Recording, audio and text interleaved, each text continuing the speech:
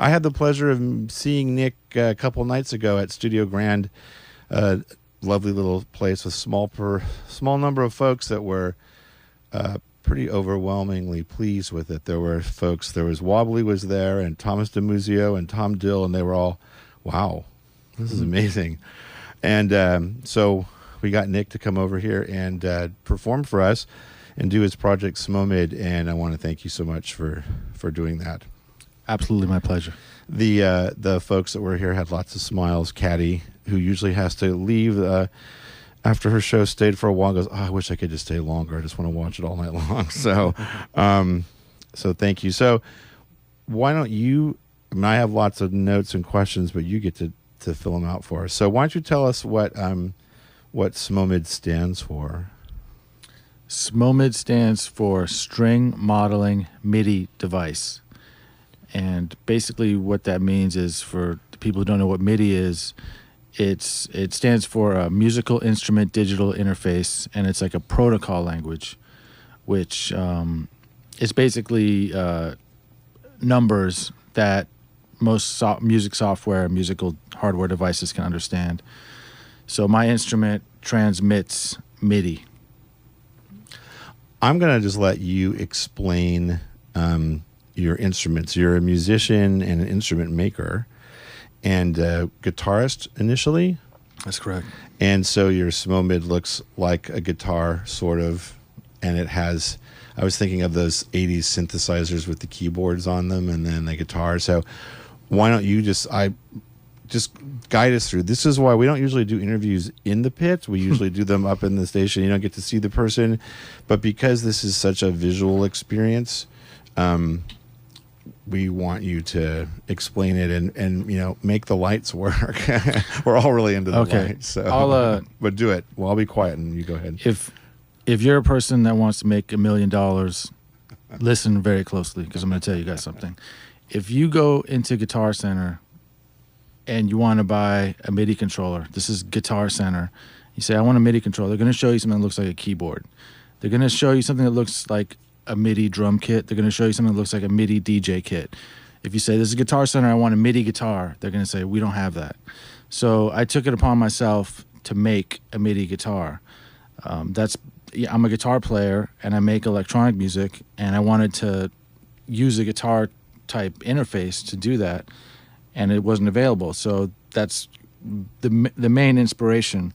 And hopefully the audio is still, you guys. Yeah. So this is for guitar players or musicians out there. This is mapped like a guitar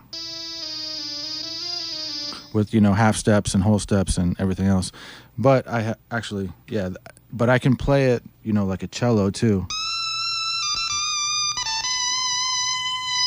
and get vibrato and get all the in-between notes, which these sensors that I use are continuous sensors, almost like strings. They're not like buttons, which some other MIDI guitars have buttons, but this is more like, it's like a continuous controller. So that's like a big part of the instrument. That's a good explanation, I think.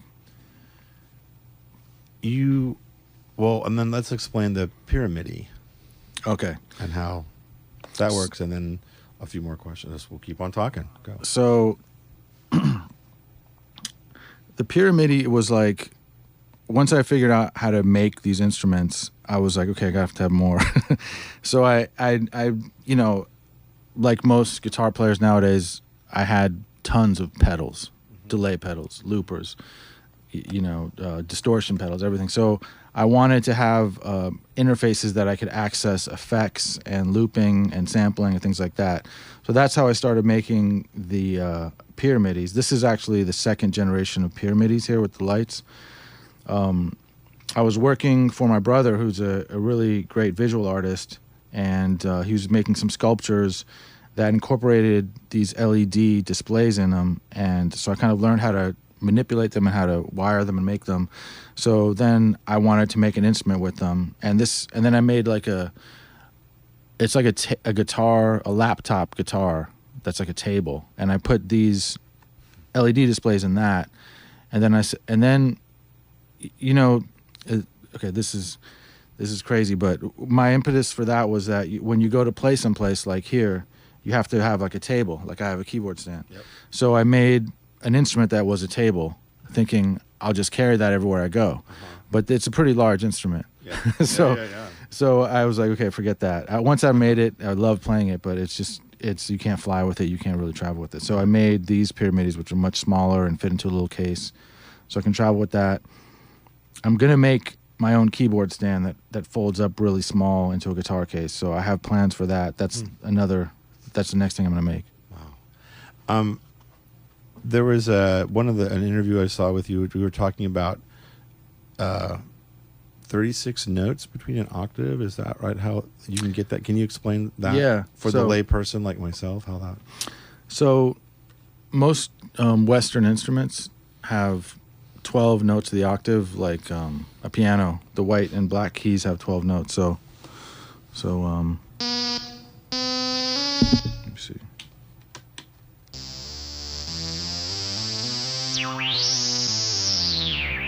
That's like a major scale. And if you do the half steps, which is like the 12 notes.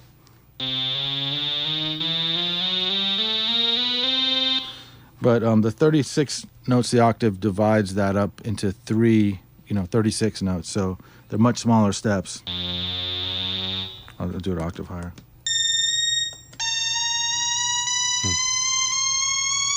It almost sounds like you're taking a balloon and like blowing into it or something. And my favorite thing is like when you do it in the arpeggiator mode. Let me see. Sorry about that. That's okay.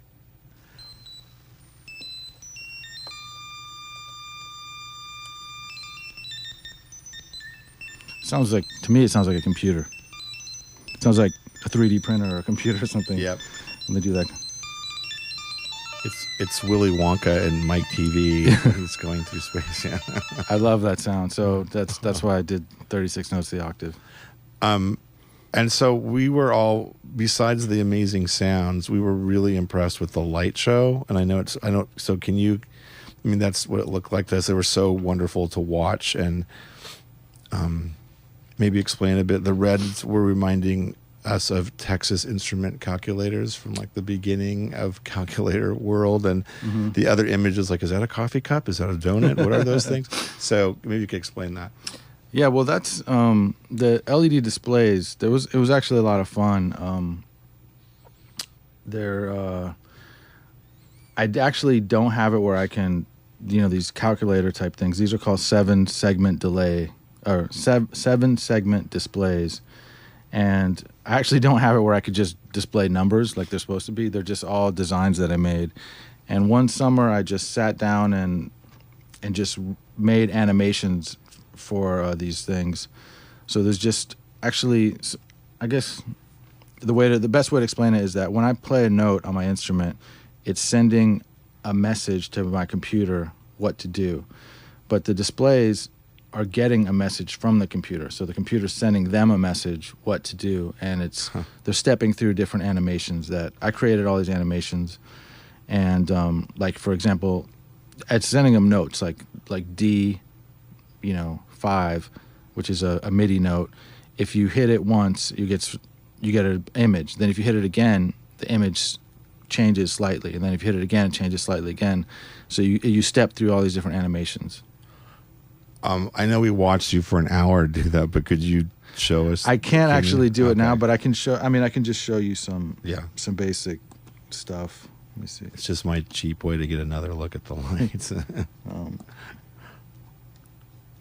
See, is it doing anything? Yeah.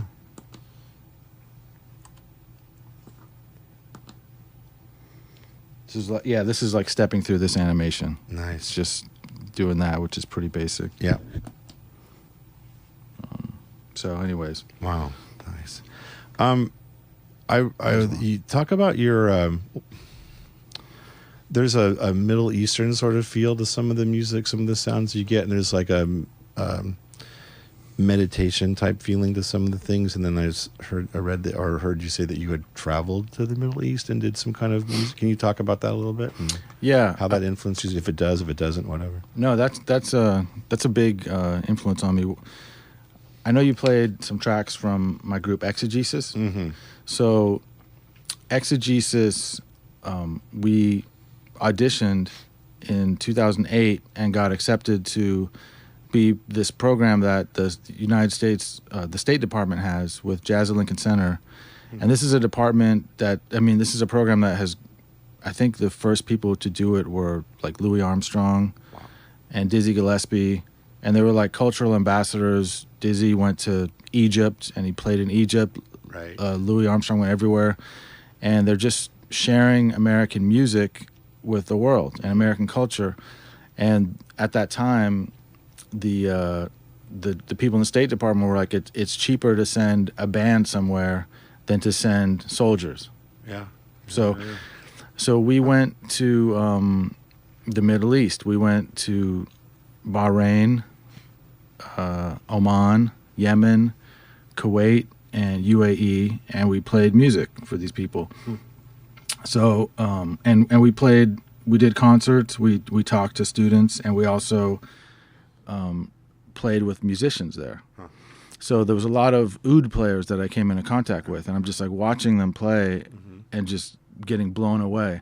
And I know a lot of the scales that they're playing, or at least, I knew some of them, but I could never get that kind of inflection or what they were doing. Yeah. So I bought a oud in Yemen, and I had it shipped back, and I'm in Brooklyn like a month later, and I'm walking into this falafel place, and there's a guy there with the oud. He's not even playing it. He's just sitting there. And I say, hey, I have a oud. Can you give me lessons? And he seemed a little annoyed, but he's like, yeah, I'll give you some lessons.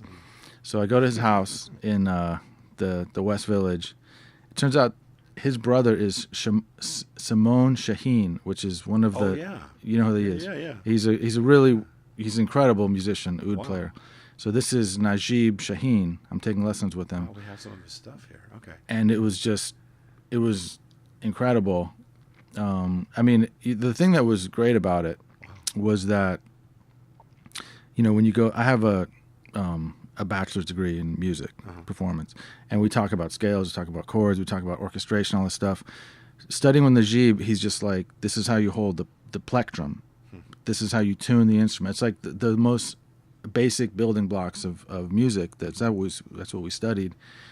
And it was a really great educational experience. I studied with him maybe for like 6 months, and it was kind of while I was making instruments, and I knew he was getting disappointed at me that I wasn't excelling as much because I couldn't devote as much to it. So I decided, okay, I'm just going to stop with the oud, and I'm just going to focus on making my instruments. Right.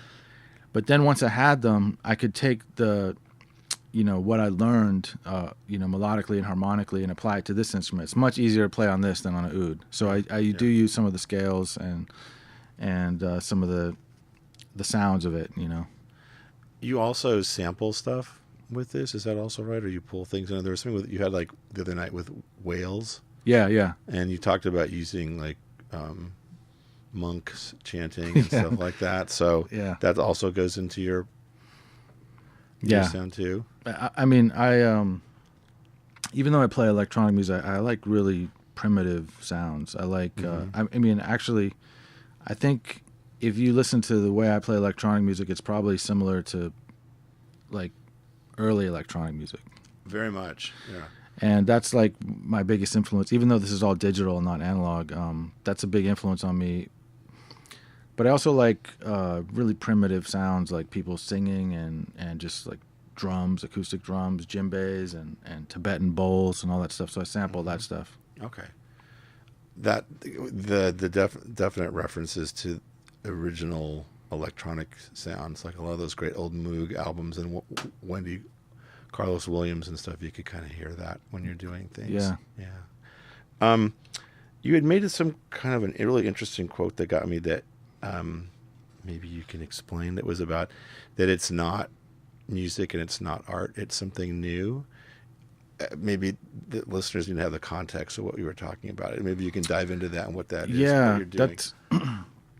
That's a little bit of a frustrating thing for me because if you want to find, I feel like there's a movement of people doing similar things to what I'm doing. Okay. There's actually definitely a movement because I know a lot of these people. And we're all, the technology is here, and there's the desire to make things with what we have. but there's not really a genre, because if you look up music, you see rock, you see jazz, you see world music. You might see electronic music, which might mean a DJ or something, but you won't see people who are making instruments. Okay. And if you want to see, there's people doing this in theater, definitely, and in modern dance and in visual art, and there's not that distinction of art that's using new technology. I don't think there's a genre for that, or dance that's using sensors, or theater pieces that are using all these things. I feel like it's all those people can join together and name it something, or I don't know if it has to be named, but it's something that's happening. I know about it because I've seen it. Okay. But it's not just limited to music. It's like a tech, I don't know what it's called, but it's something. Yeah. And then I want to reference your Christmas album, which I happen to see and listen to. I'm a kind of a Christmas fanatic. That was great. So folks just need to go to his website and just listen to it, because it's got that really good, computerized vocal stuff, and it's good. Maybe we'll sample a little bit of it later on. That album has gotten more. Everyone loves that album more than anything else I've ever done, which I think is great. It's really good. Really, really great. Well, is there anything else you want to share with the listeners about your projects? I've got a couple of your CDs here. We can talk about those too. You've got 2 of them. But is there anything else you'd like to share that we missed on? Or? Well, if you're listening and you're going to be in Oregon in the next week, or you're going to be in Seattle, I have some shows coming up. I'm playing in Portland, I think the 9th or the 8th, and I'm playing in Seattle on the 10th of March. And I'll be in Olympia. I mean, if you go to my website, smomid.com, you can find all the dates. And that's also where people can pick up your CDs if they want that. And I saw there's a really cool shirt, which might be good to get to. But they can get stuff for you get your stuff from that site also, correct? Correct, yes. The CD that just went up in the station, which will be getting lots of play, is A Moment in Time. I think that's what you opened the show with. And the other one is Rhythms of Light. Yeah, I think that's it. I think that is... Oh, you played with Chico Hamilton. Yeah, that's right. So maybe we can talk a little bit about that too. Just you had a lot of jazz, a lot of different musicians you performed with throughout, currently or in the past, or how's that happening? Oh well, Chico, he I played with him from 2008 to 2013 when he passed away. Right. And I got to say, that was, of everything I've done, that's probably the best musical experience I've had. And even though I'd been playing guitar for many, many years, decades at that point, I felt like a complete beginner playing with him. Mm-hmm. And he showed me so much about music, and a lot of what he showed me I use in everything I do in producing and arranging and playing electronic music. It's just musical ideas of space, of orchestration, of arrangement, and just how to phrase a melody. It was really, it wasn't like you're someone in his band. It's like he's going to teach you stuff, and you're going to do it. Mm-hmm. So I can't say enough how great of an experience that was. And there's a list of folks that you have played with in the past, and some of those names, maybe you can drop those so people. There's a couple of them. Oh, I don't know. You played with a lot of people. I played with some. I mean, the people who have played with Exegesis are some really great musicians. Mm-hmm. Danton Bowler is a great bass player. Mm-hmm. Greg Gonzalez is a great drummer. Mm-hmm. Gretchen Parlato sang on some of those tracks. She's a great vocalist. Rob Perkins played drums. Who else? Toma Fujiwara played drums. Mark Ferber. There's like some really great musicians have been in that band. Do you? Is Exegesis still in play now? Or is it still happening, or is it sort of? It's like, if you give us a gig, we'll play. That's what the deal is. Do you play with other groups also, or now are you just pretty much sticking to your project now? No, I play with other groups. I mean, not actively now. I actually just moved to L.A., so I'm just trying to get some gigs in L.A. I'm both as a guitar player and as doing electronic music. So I'm pretty much. Another thing I'm doing is I'm developing a prototype instrument. So it's not so bad that I'm not working a ton, because I've made a ton of progress on this instrument that I eventually want to sell. So I'm making something that will be kind of like this. That this will be embedded into for people who aren't can't see.